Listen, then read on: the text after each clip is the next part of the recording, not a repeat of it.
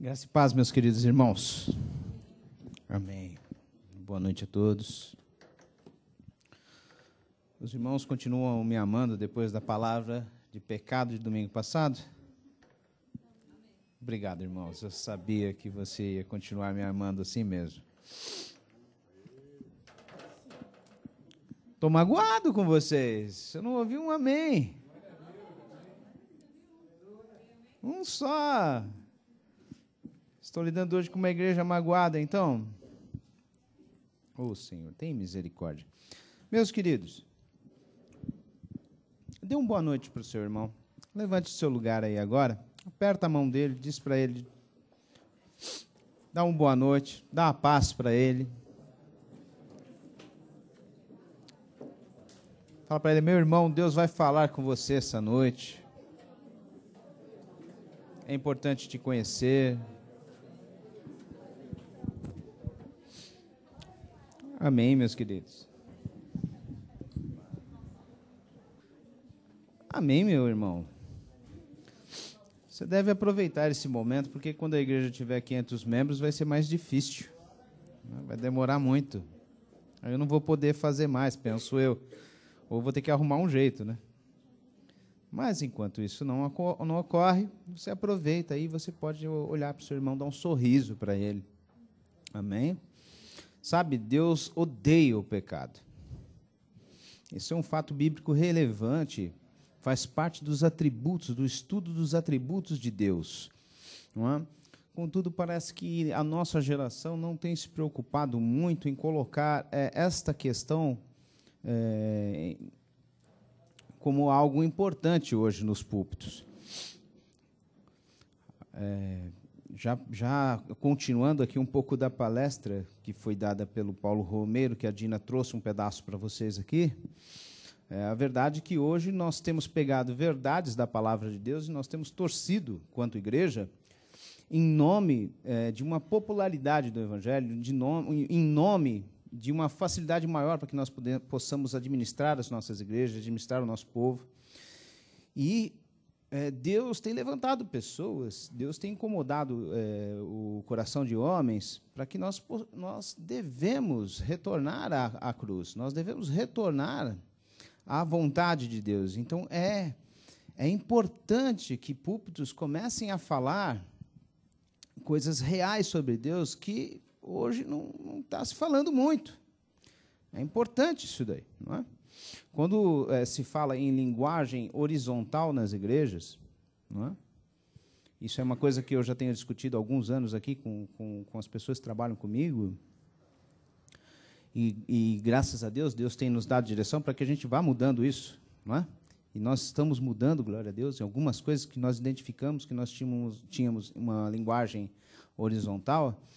Deixa eu explicar isso para você. A linguagem horizontal é quando eu falo aqui de púlpito, não é? E tudo que eu falo é em relação a você, não é? E eu gasto muito tempo do culto falando de coisas nossas, de você para mim, de mim para você. E a gente usa muito pouco espaço do tempo para estabelecer uma comunicação vertical, que é eu e você com Deus. E às vezes a gente não percebe isso. E às vezes a gente percebe e acha que é natural. E a gente tem que tomar cuidado. Porque o culto é para Deus. Ele é o centro. Eu não sou o centro. Você não é o centro. Mas, pastor, eu estou com problemas. Amém, meu querido. Mas mesmo que você com problemas, você não é o centro. Pastor, mas eu vim buscar uma solução. É urgente, você não sabe o que eu estou passando. Querido, realmente eu não sei o que você está passando. Eu não estou na sua pele. Mas o culto não é para você. O culto é para Jesus. É Ele que vai nos socorrer.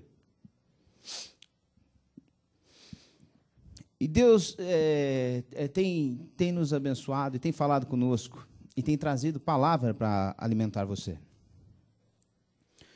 Eu queria falar esta noite sobre algo que me incomoda bastante. Já tem alguns anos que isso me incomoda um pouco. E eu gostaria que você abrisse a Bíblia na segunda carta que Paulo escreveu a um jovem chamado Timóteo.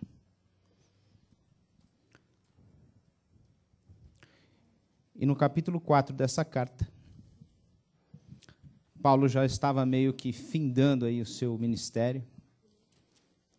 A gente já pregou o capítulo 4 inteiro aqui nos últimos dias. Eu e o Vainer revezando.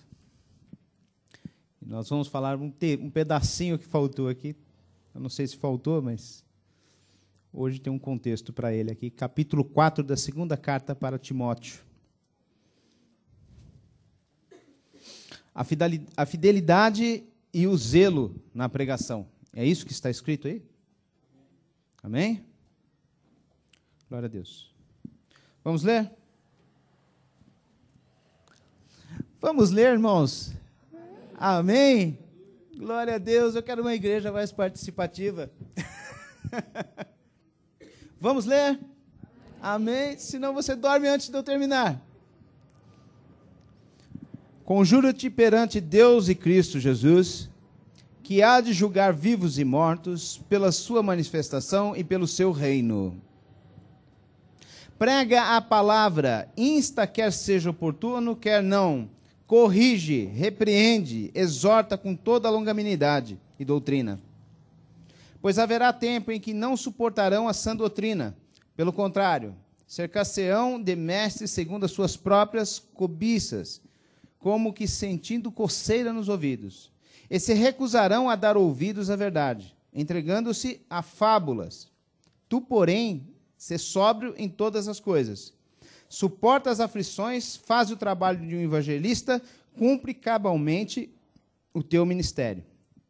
Amém? Glória a Deus. Meu querido, o mundo ele tem evoluído em muitas coisas, não é verdade? É verdade que hoje muita coisa melhorou em relação a talvez a 50 anos atrás. Quando eu falo melhorou, irmãos, eu falo em relação a recursos, não é verdade? O estudo humano, né, pela graça natural de Deus, a graça abrangente do Senhor, a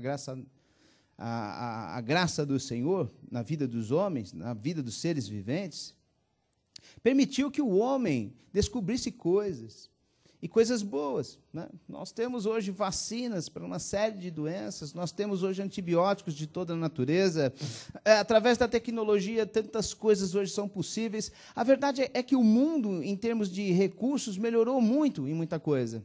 Agora, independente do mundo ter melhorado em recursos, ter melhorado em tecnologia, eu quero fazer uma pergunta, já que esse culto hoje está tão interativo, né? Eu queria fazer uma pergunta para você, principalmente você que já tem mais de 30 anos. Apesar de toda a melhora que o mundo teve nessas coisas, você acredita realmente que o mundo está caminhando para onde? É interessante, né? Porque é tão antagônico. Porque muitas pessoas que sequer creem na existência de Deus têm a mesma opinião. Olha que interessante. Ao mesmo tempo que a gente evolui, todo mundo já é capaz de ver de alguma forma que isso não vai terminar bem. E não vai mesmo, irmãos. A gente sabe lá no fundo, né? Eu sei bem na frente. Mas quando eu falo a gente sabe lá no fundo, é tipo assim, quem não tem Deus, ele sabe que lá no fundo alguma coisa não está certa. Porque o homem tem deteriorado. O homem se voltou para ele mesmo. Quando a gente fala aqui que hoje parece que o homem é o centro das atenções em tudo na vida dele, não seria diferente, né? Homens fazendo cultos, de alguma forma isso acabar acontecendo dentro dos cultos. Há um pregador americano chamado Paul Washer, e eu gosto muito dele. Talvez se você conhecer, talvez você, não sei se você vai gostar muito dele. Ele não é muito popular. Mas ele fala coisas incríveis em relação ao que está acontecendo no Evangelho no mundo, não é no Brasil. Eu acho interessante a cultura americana, porque nós fomos evangelizados por americanos, por norte-americanos. E é interessante, querido, que dentro da igreja hoje a gente pode perceber assim, quanta coisa ruim veio dos Estados Unidos para cá. Mas, ao mesmo tempo, é importante eu dizer isso, né? Os Estados Unidos, ele me fascina, né, nesse sentido, que tem umas coisas interessantes. Porque tudo aquilo que eu julgo que não é bom para o Evangelho, né? O Evangelho mais distorcido que eu posso imaginar, vem dos Estados Unidos. Mas, engraçado, é que lá também, os melhores estudos que eu já tive também vieram de lá. E da mesma forma que aqui no Brasil, Deus tem levantado pessoas, Deus tem levantado trabalhos maravilhosos para trazer uma luz do Evangelho ao retorno a Deus. Não é? Nos Estados Unidos também, Deus tem levantado homens que têm ganhado até uma conotação fora do Evangelho, como Max Lucado, por exemplo, que escreve livros assim de fácil leitura e que tem a intenção de levar o coração do homem a Deus. E eu acho interessante algumas coisas que eu já li sobre o Evangelho, ditas por Paul Washer. E uma delas que eu acho muito interessante é o seguinte, que hoje o pragmatismo tomou conta da igreja do Senhor, no mundo todo, de modo que não é mais o que é certo, mas é o que dá certo. E, em nome do que dá certo, a gente acaba, de certa forma, pregando um evangelho carnal. E quando eu falo carnal, não é carnal no sentido apenas em relação à carne, no pecado da carne. Mas quando eu falo um evangelho carnal, é um evangelho que satisfaça você plenamente. Que esteja sempre preocupado em te satisfazer. E ele brinca com isso, porque a gente, normalmente, pega aí folhetos, né? Propagandas de igreja, por exemplo, que a gente recebe, às vezes, na rua, e a gente lê lá. Né? E isso tem se tornado comum. Né? Você pega um folheto e você vê lá, assim, fala assim, hoje grande concentração de tal coisa, e venha porque você vai receber isso, você vai receber aquilo, e os milagres vão acontecer. Então, né? E Deus tem um plano na sua vida, e Deus vai te restaurar. E todas essas coisas são verdades, mas é interessante porque o homem está tão centrado em si mesmo, que a motivação da pregação do Evangelho, que era convencer o homem do pecado, ela tomou o lugar de, tipo assim, olha, eu vou te trazer uma vida melhor. Então, de modo que você chega hoje para pregar para uma pessoa, segundo Paul Washer diz, não é? E você vai pregar para alguém e você diz o seguinte, olha, tente imaginar uma pessoa, meu querido, que está levando a vida dele, que está trabalhando lá no trabalho dele, está conquistando as suas coisas, está vivendo a vida dele lá e ele está relativamente bem. Na realidade, vamos fazer o contrário, ele está bem. Vamos tirar aquele exemplo que, tipo assim, que todo mundo que não está em Jesus está arrebentado, não é? Porque nós evangélicos, parece que, por exemplo, a gente tem que pregar evangelho para quem está arrebentado, não é? Então, parece que todo mundo está arrebentado. Quando eu falo arrebentado, assim, está doente, está desempregado, está sem dinheiro, está falido, está com problema no casamento, está no vício. E a gente esquece que tem muita gente que está sem Deus, que está aquém de tudo isso. Ele, na realidade, está com uma vida melhor que a sua. Mas a gente, às vezes, esquece desse negócio. E a gente esquece por quê? Por causa disso. E, às vezes, você vai pregar um evangelho para uma pessoa assim. Aí você fala assim, olha, eu vim trazer para você uma mensagem de Jesus. E a pessoa, é? E Jesus te ama. Não é isso que nós falamos? Não é? E a pessoa, você olhando ela por dentro, ela pode estar dizendo naquele momento, oh, mas que notícia boa, porque eu também me amo, e eu me amo muito. Eu me adoro. Mas Jesus te ama mais. Isso é espetacular. Porque Ele consegue me amar mais do que eu me amo. E tem mais, ele tem planos para você. É mesmo? Eu estou cheio de planos. E ele vai ajudar você a realizar todos eles. Mas isso é muito bom. Quer dizer que então eu tenho um Deus que me ama mais do que eu me amo a mim mesmo e que vai me ajudar a realizar todos os planos que eu tenho, todas as coisas maravilhosas que eu quero fazer, ele vai realizar em mim. É isso mesmo. Então as pessoas, elas estão olhando para estas coisas. E isso tem feito com que o evangelho tenha perdido o significado dele. Porque é muito bem provável, querido, que estas pessoas que são cativadas desta forma, elas continuem a pensar assim e vão continuar agindo nas suas vidas da mesma forma para sempre. Porque foi-lhe ensinado desta forma. Agora, a questão é o seguinte, querido. Existem algumas coisas da palavra de Deus que elas não são ditas muito bem, claramente, e que você precisa entender. Você aqui certamente já ouviu dizer que Jesus veio ao mundo para pagar os nossos pecados, para nos tirar da perdição, para nos salvar, não é verdade?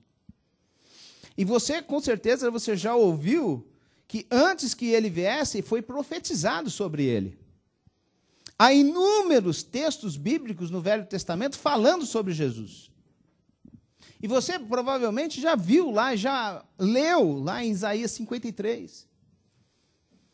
Eu gostaria de ir nesse texto com você. Abre lá em Isaías 53.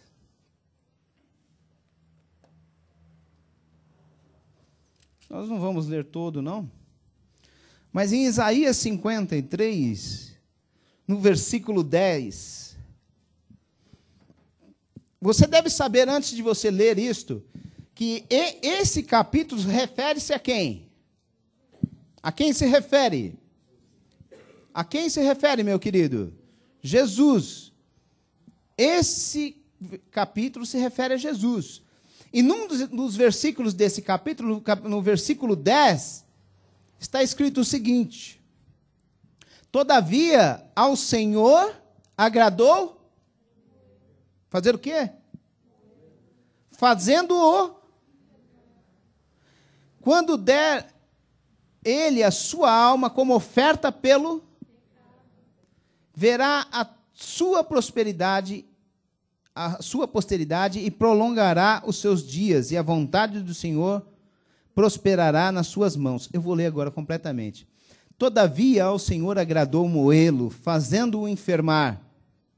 Quando der ele a sua alma como oferta pelo pecado, verá a sua posteridade e o prolongará os seus dias, e a vontade do Senhor prosperará nas suas mãos. Ele verá o fruto do seu penoso trabalho da sua alma e ficará satisfeito. O meu servo, o justo, com o seu conhecimento justificará muitos, porque as iniquidades deles levará sobre si. Olha, querido, quem moeu Jesus naquela cruz foi Deus. Jesus, num determinado momento, ele fala, lama sabactane. Deus meu, por que me abandonaste? Sabe que quando Jesus estava naquela cruz, meu querido, quando Jesus estava naquela cruz, não foi apenas uma morte brutal, como outras mortes brutais aconteceram no decorrer de toda a vida e continuam acontecendo até hoje. Jesus teve realmente um grande sofrimento, mas muitas pessoas também tiveram grandes sofrimentos. Mas o que você tem que entender é que no meio daquele sofrimento havia todo o peso do pecado da humanidade, daqueles que nasceram, estavam vivos e hão de nascer por todo o tempo. Havia um peso de justiça para que a justiça de Deus fosse satisfeita. De modo que todo o pecado que Deus odeia, porque Deus odeia o pecado, meu irmão. E a gente tem que entender isso. A gente tem que se preocupar com isso. Porque às vezes, meu querido, Muitas pessoas estão entendendo algumas coisas que estão erradas. Muitas pessoas acham hoje nas igrejas que estão salvas, mas segundo a Bíblia não estão. Ou pelo menos não estão preocupadas com isso. Querido, nós temos... Não dá tempo de falar sobre os atributos de Deus. O Wainer, numa hora, vai falar com você. Mas, querido, Deus não tem comunhão, não tem aliança com o pecado. De modo que a única forma que ele tinha para olhar para nós era se alguém pagasse esse preço. Então, Jesus pagou todo este preço. Agora, se eu continuar pecando, eu estou negando este sacrifício. E aí é onde reside o problema. Querido, quando eu comecei essa pregação e falei para você o seguinte, olha, todo mundo consegue enxergar de alguma forma para onde o mundo está indo. Parece que todo mundo de alguma forma fala, olha, isso não vai dar certo. E todo mundo sabe, de alguma forma, que falta alguma coisa. Nós sabemos que falta Deus. Agora, como é que se diz, né? Está difícil. Está complicado. Está difícil falar a verdade. Está complicado falar a verdade. Porque o Evangelho, ele meio que bate de frente com você. Sabe, hoje eu fui numa loja de departamentos. E eu conheço a loja é gigantesca. A loja é a Etna, ali na Marginal Tietê. Ela tem 2 pisos, 2 andares, e é um estilo de loja americana, que ela tem uma entrada e uma saída. Então, ela obriga você a entrar, você sobe no 2º andar, você tem que andar todos os departamentos da loja, desce para o 1º andar, anda todos os departamentos do 1º andar, para você conseguir sair da loja. É uma coisa horrível, irmãos. É horrível porque se você está com pressa, você sente que você está num labirinto. Mas como eu já estou acostumando um pouco com a loja, hoje eu entrei, né, pela saída. Eu cheguei para o guarda lá e falei assim, olha, dá para me entrar aqui pelo 1º andar, porque eu vou pegar uma coisa e vou sair. Ele falou, não, pode, você pode entrar aqui. Mas como o fluxo natural das pessoas é de saída, eu me senti, meus irmãos, andando na contramão. De modo que eu andava, eu, uma mulher e uma criança andando num caminho onde está vindo todo mundo ao contrário, é uma coisa, viu? É uma coisa terrível, né? E parece que não chegava nunca o lugar onde eu estava indo, de tanta gente que vinha ao contrário. E você sabe que ali Deus falou comigo? Olha que coisa estranha. Porque você pregar o Evangelho hoje, esse Evangelho que nós estamos pregando aqui, querido, parece, o sentimento que a gente tem é isso. Que a gente está andando contra a direção do mundo. Contra a direção, não vamos falar do mundo não, contra a direção da maioria. É como tudo estivesse apontando para uma direção e você está andando ao contrário. E a gente sabe, querido, a gente vê que esta porta que Jesus se refere, que ela é pequena e o caminho é estreito e penoso, a gente sente mesmo que a gente está andando contra. É difícil, é complicado. E sempre foi. E cada vez vai ser mais. E aí o apóstolo, ele pega e escreve, ele fala, conjuro-te perante Deus, Cristo Jesus, que há de julgar todos, vivos e mortos, pela sua manifestação e pelo seu reino. Prega a palavra da verdade. Prega a palavra da verdade, meu irmão. Quer seja oportuno ou não. Corrige, repreende, exorta com toda a longanimidade e doutrina. Será que isso está acontecendo hoje, meus queridos? Julgue você. Porque parece que hoje as pessoas têm coceiras nos ouvidos. Ninguém está a fim de ouvir sermão. Não é? Sermão, como se diz, né? Os jovens falam, né? Lá vem sermão. Não é? Ninguém quer. Mas será que não é isto que vai nos salvar, queridos? Queridos, eu estou preocupado com o seu bem-estar, isso é verdade. Mas eu estou mais preocupado em ver você no céu e na glória. Eu estou preocupado com a sua vida aqui. Mas a sua vida não é o alvo desta pregação aqui. É a sua salvação, meu querido. É você saber que você é pecador. Que você está perecendo sem Jesus, querido. Não dá. Você tem que ir até Jesus. Jesus é o nosso alimento. A gente não vai conseguir resistir, querido, sem Jesus. Olha, alguns homens de Deus marcaram a minha vida. Eu estudei muitos deles. Eu acho que um dos pais da igreja aí, que tipo assim, é um dos mais conhecidos, é John Wesley. É uma família de muitos irmãos. Ele tinha também um irmão que foi pregador, que era Carlos Wesley. E eu olho assim a vida deste homem. Eu sou muito ruim de guardar datas, né? Mas eu sei que esse homem nasceu em 1703. Eu acho que é uma das poucas datas que eu guardei na minha vida. Nasceu em 1703 e morreu em 1791. Ele viveu 88 anos. Eu acho que eu guardei isso, porque naquela idade, lá, naquele tempo, viver 88 anos, irmão, era uma coisa impressionante. Os homens morriam com 40 anos de idade. Então, o homem viveu 88. Eu falo, meu Deus, ele foi muito abençoado por Deus. Mas o que eu queria falar para vocês, irmãos, é que é o seguinte, este homem, mas ele trabalhou tanto para que você estivesse aqui hoje. Mas ele trabalhou demais, irmãos. Você, obreiro de Deus, você é servo do Senhor, se você olhar para a vida dele, você fica com vergonha. Porque ele trabalhou muito, irmão. Ele fez demais. Por exemplo, se eu for falar para você assim, por exemplo, eu sou pastor. Estatisticamente, mais ou menos, um pastor, ele vai pregar por ano mais ou menos 100 sermões. É mais ou menos aí a demanda, né? Um pastor chega a pregar aí 100 pregações num ano, não é? Um pastor aí, vamos dizer assim, que esteja integralmente no ministério. Eu prego em torno assim, de uns 50, 60 sermões por ano, não é? E olha, irmãos, dá trabalho. Dá bastante trabalho. John Wesley pregava 780. Então eu prego os meus 50 lá. Aí eu fico, Jesus. Né?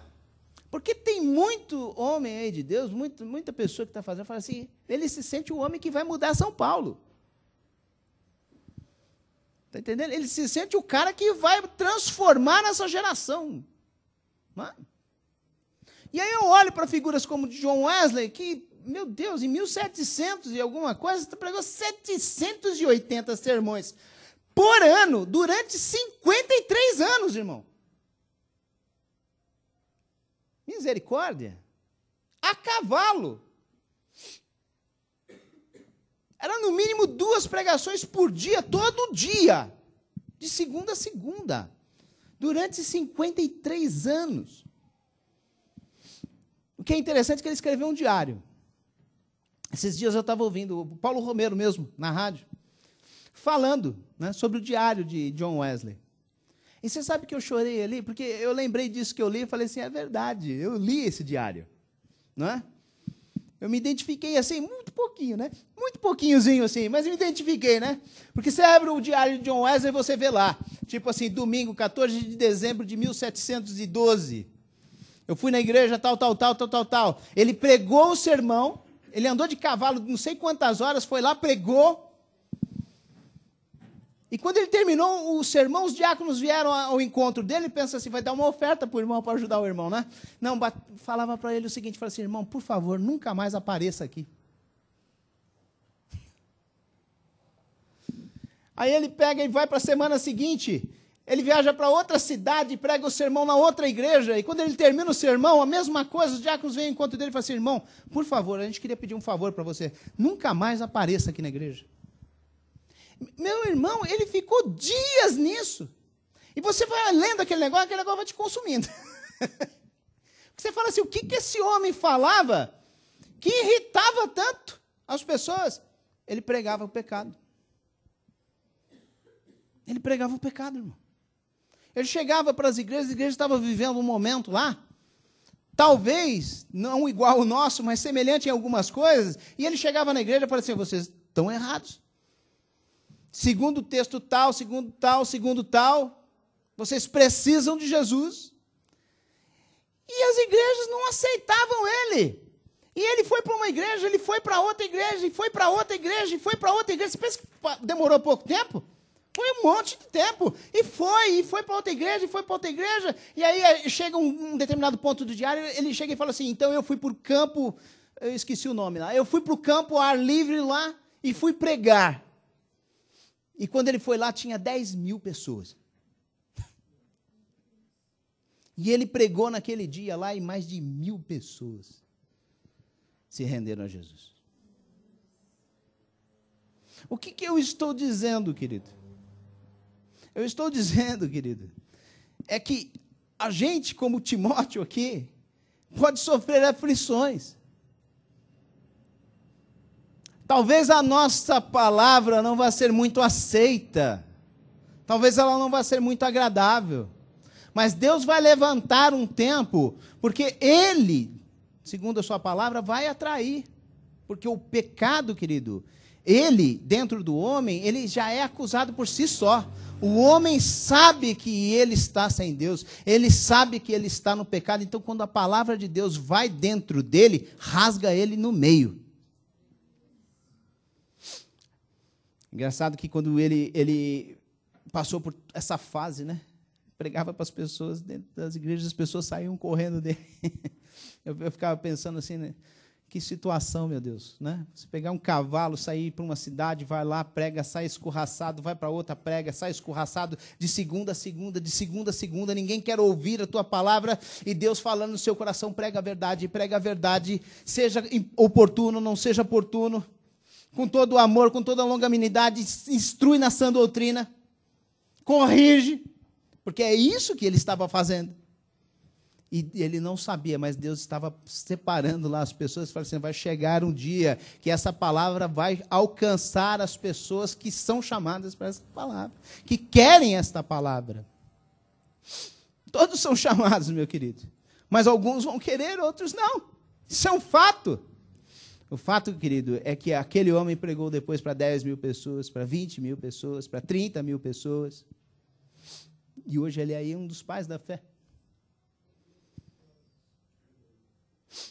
E aí eu quero falar para você hoje, porque parece que eu estou pregando aqui um pouco de trás para frente, né? Porque no capítulo 3, do versículo 14, Paulo já começa a falar, tu, porém, permanece naquilo que aprendeste e que fostes inteirado, sabendo de quem o aprendeste, e que desde a infância sabe as sagradas letras, que podem tornar-se sábio para a salvação pela fé em Cristo Jesus. Toda a Escritura é inspirada por Deus e útil para o ensino, para a repreensão, para a correção, para a educação na justiça, a fim de que o homem de Deus seja perfeito e perfeitamente habilitado para toda boa obra. É engraçado, querido, porque quando você lê esses textos bíblicos, você não vê aqui que toda a Escritura foi inspirada por Deus, é útil para te dar um novo emprego, para fazer isso, para fazer aquilo para você, mas fala que é para a repreensão, para o ensino, para a correção, para a educação na justiça, a fim de fazer você se parecer mais com Deus. Porque hoje as pessoas não conseguem pregar o evangelho mais porque elas não se parecem com Deus. E a gente vai pregar, as pessoas vão pregar umas para as outras e elas olham e falam assim, olha, nós somos iguais. E está tudo uma coisa só, está uma massa. Virou uma massa.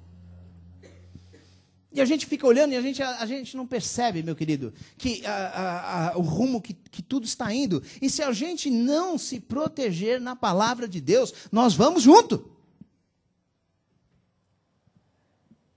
A gente vai junto.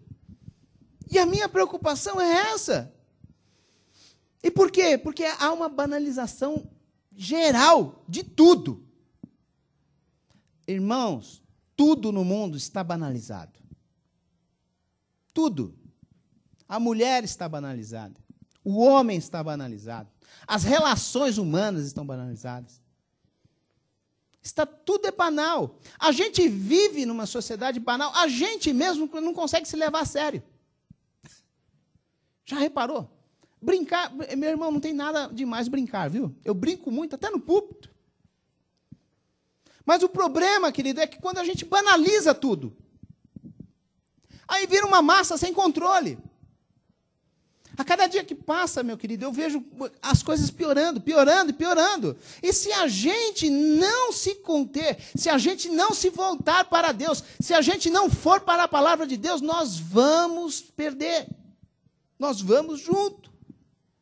E eu não quero isso para você, meu irmão. Eu não quero isso para ninguém. Você fica olhando como estão as coisas hoje. A gente quer se parecer tanto com o mundo para agradar as pessoas, para as pessoas virem para cá. Depois as pessoas vêm para cá, a gente não sabe o que fazer com ela. Você traz a pessoa e promete tanta coisa para ela, depois você não sabe mais o que fazer com ela. Você traz a pessoa e você molda uma igreja de acordo com as suas expectativas, e depois você não consegue cumpri-las, e aí o que acontece?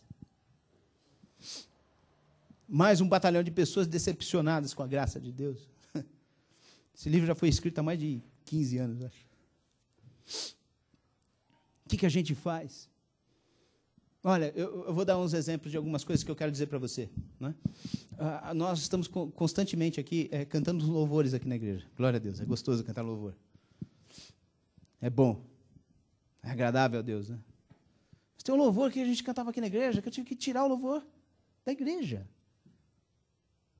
Meus irmãos, eu tive que parar de tocar o louvor na igreja, porque o louvor ele foi banalizado de tal maneira, mas de tal maneira, que eu já não conseguia me sentir bem mais tocando a música na igreja. E eu confesso para os irmãos que quando eu ouvi aquela música a primeira vez, os irmãos estão tão interessados em saber que música que é. Todo mundo já sabe. Não é? Eu ouvi a música, eu chorei, eu achei tão bonito, tão lindo. Eu falei, puxa vida, entra na minha casa, entra na minha vida, né? E vai, né? Eu falei, mas isso é lindo. Né? É a relação de um homem pecador que se encontra com Deus. É maravilhoso. Está tudo certo aí. Só que não foi só eu que gostei da música. O planeta parece que gostou da música. E aí nós, evangélicos, falamos o seguinte, mas isso é muito bom. Não é? Só que eu comecei a ver essa música sendo cantada dentro de bar, pessoal tomando cerveja. Eu comecei a ver gente cantando essa música em escola de samba. Eu vi essa música em todos os programas de televisão com mulheres de biquíni dançando a música. Chegou um momento, querido, que eu tocar aquela música e tocar É o Amor, do Zezé de Camargo, era a mesma coisa. E eu fui obrigado a banir a música da igreja, porque eu não conseguia mais, a igreja mesmo não conseguia mais. Você cantava a música e as pessoas na igreja mesmo já não conseguiam mais sentir a música. Porque ela foi tão profanada, mas tão profanada, eu não culpo o autor. Eu culpo a nós. Eu culpo o sistema. Porque as coisas perdem sentido. Não há respeito por nada, viu, querido? O homem natural, sem Deus, não respeita a mulher, não respeita a mãe, não respeita marido de ninguém, não respeita nada. Não respeita coisa nenhuma. Ele vive o natural dele lá. Ele fala, vamos pecar aí. E a gente meio que sem querer, a gente está inserido nisso daí, e às vezes a gente deixa entrar. E isso pode acontecer com qualquer um. A do momento é agora para a nossa alegria. Eu cresci ouvindo essa música. Nos galhos secos de uma árvore qualquer. É uma poesia. Não é? Mas aí alguém fala o seguinte, o YouTube é lugar para fazer sucesso, para fazer graça. Falaram, vamos fazer piada com isso daí. Porque evangélico está na moda, irmão. E fizeram piada. E é muito provável, eu vou dizer para você, que se eu tocar essa música aqui, alguém vai rir. Hã? Alguém já lá fez uma ligação lá no cérebro, lá falou assim, olha, isso é piada. Há uma profanação. Isso está ocorrendo. Eu fico vendo na televisão e eu vejo os programas evangélicos. Aí hoje eu ouvi, e eu fiquei pensando assim, Senhor, tem misericórdia da minha alma, porque eu sou pecador e vou morrendo, vou perecendo. E eu tenho uma responsabilidade na minha mão, Senhor. Eu não posso deixar isso acontecer. E eu vi uma dirigente de igreja lá, ela falando o seguinte, olha, a gente está aqui com o tanque de batismo online, aqui ligado. Ele está ativo aqui, então se você já foi afogado, e eu fiquei tentando entender aquilo, né? Se você já foi afogado alguma vez, então você conversa direitinho lá com os diáconos lá, né? E vai para o batismo para você se encontrar com Jesus, né? E se você também estiver aí com a sua vida aí que está tão suja, está tão complicada, que você já pecou, sapecou e tal, então você está sentindo vontade de uma nova aliança, você sente a necessidade de uma nova aliança, então você vai lá também. Querido, aquele negócio ali, ele me arrepiou dos pés à cabeça. Porque primeiro, eu vou dizer uma coisa para você. Entendam bem, que a gente fala em igreja pequena, todo mundo conhece todo mundo, não vou olhar para ninguém. Porque você vai falar, o irmão está falando da minha vida, e eu não quero falar da vida de ninguém. E também não importa o que já tenha acontecido com você, viu, meu irmão?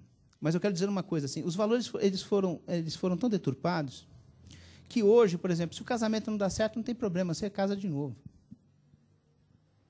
E aí vai casando, não tem problema, vai casando, aí está beleza. Não é? Amém. Isso é complicado mesmo. Não é? E muitas pessoas já passaram para isso. Mas os irmãos concordam também que isso também virou no mundo uma banalização absurda, né? Porque você pega... Há uma banalização, né? Por exemplo, tem pessoas que não teve 2 casamentos porque não deu certo. Tem pessoas que têm 18 casamentos. E ainda não deu certo no 18º. Agora, meus irmãos, a gente também está fazendo isso com o batismo. Então, você aprendeu a vida toda que o batismo é um batismo só para o arrependimento? Não, não tem problema. Imagina. Que isso, Deus é tão bom, né? Então, a gente batiza. Aí, se por acaso a gente continuar vivendo a nossa vida do jeito que a gente está vivendo, depois a gente fica meio bagunçado, né? Batiza de novo. Não, uma aliança. E a gente tem ensinado as pessoas... Eu fico me perguntando, meu irmão, qual que é o significado de tudo isso? Eu saí da minha casa, você sair da sua casa. A gente quer ouvir Deus falar, aí Deus fala, e a gente fala, não é assim não. Vamos fazer melhor. E aí eu fico imaginando para onde que as igrejas estão caminhando. Qual que é o resumo disso daí? Qual que é o sentido? A gente está banalizando. Eu falo a gente, viu, meus irmãos, mas eu falo assim com o coração apertado, porque eu me considero parte do corpo. Mas eu não quero estar nessa, não. A igreja do Senhor. Querido, em nome de Jesus, saiba que o batismo é um único batismo. Há um único Deus. Há uma única aliança. Se você, querido, no decorrer da sua vida... Eu sou pecador, irmãos. Você também. Mas a diferença nossa é que nós não vivemos no pecado. Nós lutamos contra ele. Está escrito aqui por Paulo, aqui, fala assim, aquele que começou a boa obra em você, há de terminar. Então, o verdadeiro cristão é aquele que está em construção. Um dia, assim. Outro dia, um pouco melhor. o outro dia um pouco melhor, e o outro dia um pouco melhor, cada vez mais parecido com Jesus. Vai chegar uma hora, querido, que você vai ser tão parecido com Jesus, querido, que as pessoas só de olhar para você vai falar assim, ah, esse daí, servo do Senhor.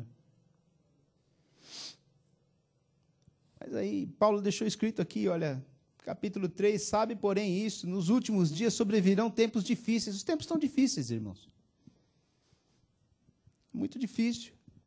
Pois os homens serão egoístas, avarentos, jactanciosos, arrogantes, blasfemadores, desobedientes aos pais, ingratos, irreverentes, desafeiçoados, implacáveis, caluniadores, sem domínio de si, cruéis, inimigos do bem, traidores, atrevidos, enfatuados, mais amigos dos prazeres que amigos de Deus, tendo forma de piedade, negando-lhe, entretanto, o poder. Foge desses também.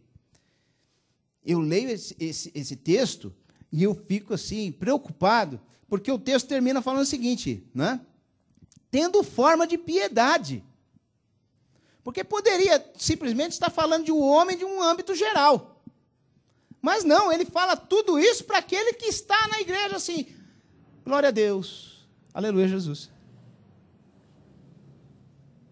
E isso nos preocupa. E nos preocupa porque existem hoje multidões e multidões de pessoas, querido, fora dessas quatro paredes, que olham aqui para dentro e falam o seguinte, ah, aquilo é um bando de corrupto. É um bando de, né? E tem tantos adjetivos aí.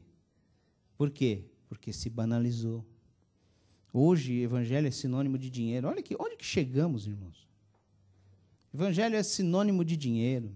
Evangelho é sinônimo de tanta coisa, menos evangelho é sinônimo que você tem que se voltar para Deus. Mas eu quero dizer uma coisa para você. Você vai se sentir como eu estou me sentindo, que você está andando na contramão. Você está andando no, sabe? Contra, né? Contra a maré.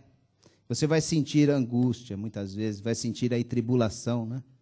Mas, querido, eu quero conjuro, como diz aqui na coisa, eu quero conjuro-te. Eu não sei como pronunciar esse verbo, mas eu quero pedir para você, né, que você permaneça naquilo que você aprendeu. Permaneça e seja resistente, querido, e pregue a verdade, seja oportuno ou não. Porque, querido, você está garantindo a sua vida, garantindo a vida dos seus, e você está realmente trabalhando para esse evangelho. Você está realmente trabalhando de verdade para a instalação do reino. Porque a gente tem que fazer uma coisa que a gente não faz de vez em quando. Você sabe que eu, como pastor, faz parte das minhas atribuições observar muito o comportamento das pessoas. Não precisa ficar com medo de mim. Mas é interessante, querido, que quando a gente vai falar alguma coisa de Deus, a gente vai falar alguma coisa da Bíblia, muitas pessoas têm dificuldade. Fala um versículo aí, irmão. Ah, eu sou ruim para decorar as coisas. Oh, mas eu já ouvi isso, irmão, demais, mas de monte, né? Ah, irmão, eu sou ruim para decorar as coisas. Mas a tabela do Campeonato Brasileiro, ele sabe. Aliás, ele não sabe do brasileiro, ele sabe do brasileiro, do estadual, do paulista. Ele sabe até do estado que não é o dele. Sabe a pontuação. Sabe dos clubes europeus. Todinha. Sabe quem saiu hoje, acabou de sair agora antes do culto. Sabe. O desafio, vai perguntar, você sabe, ele sabe. Né? A mulherada, né? Pode perguntar a novela de 1998, foi essa aqui, tal. Te dá o elenco. Irmão, te dá o elenco. Primeiro capítulo, data do último capítulo e como terminou. E quem ficou com quem. Fala um versículo aí. Ah, eu tenho uma dificuldade com essas coisas. A Bíblia é muito complicada. É. A meninada, pensou que ia escapar? conhece todos os lançamentos da Insonic, PlayStation, Xbox e afins. Não é? Todos os jogos do momento. Não é? Todas as paqueras do Justin Bieber.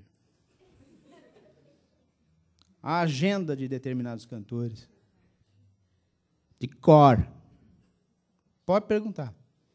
Pergunta, Salmo 116, que está lá. Ah, pelo amor de Deus. Não há hipótese. Por quê? Por quê?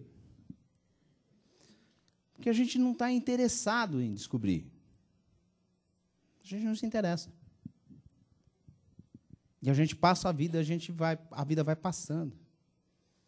E os anos vão passando e a gente não se interessa. Fala assim, não, a Bíblia é muito complicado. Não tem nada de complicado. Aliás, o que é complicado, você não precisa se preocupar.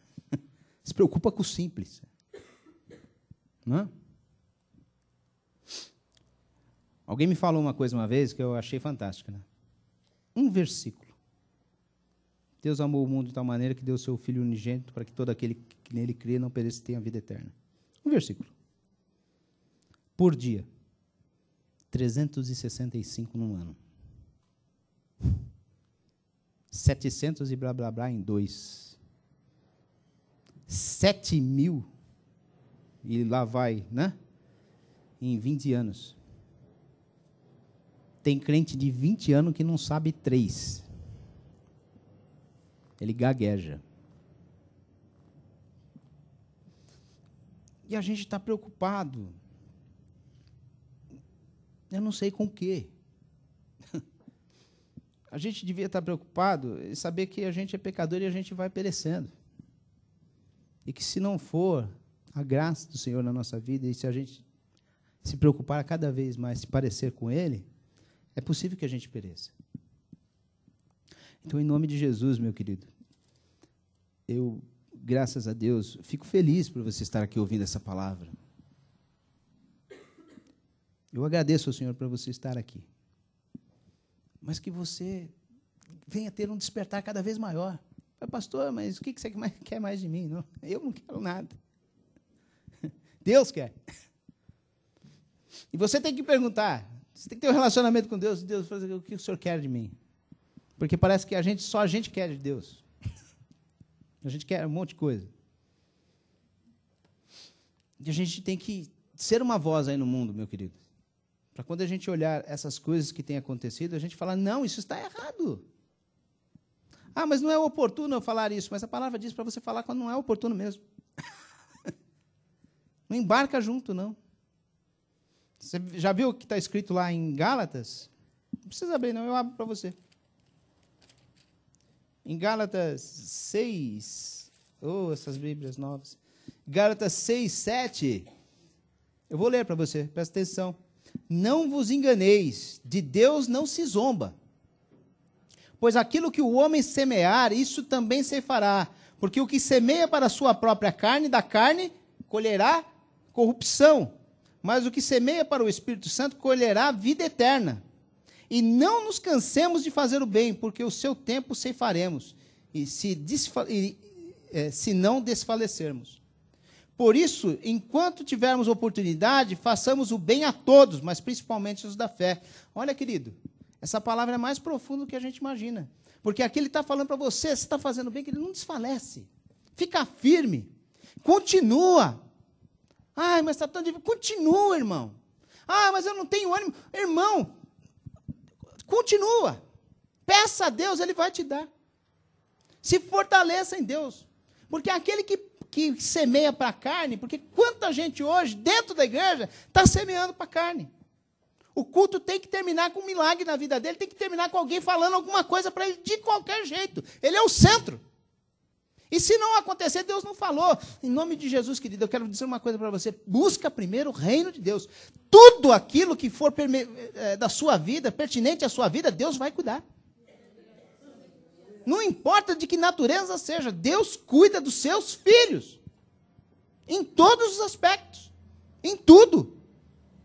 Clama a Ele, querido. Busca a Ele, procura fazer o bem. O mais que você puder. Não semeia a carne. Semeia espírito. Você vai colher espírito. Não zomba de Deus. A zombaria de Deus agora se torna uma coisa fora de controle.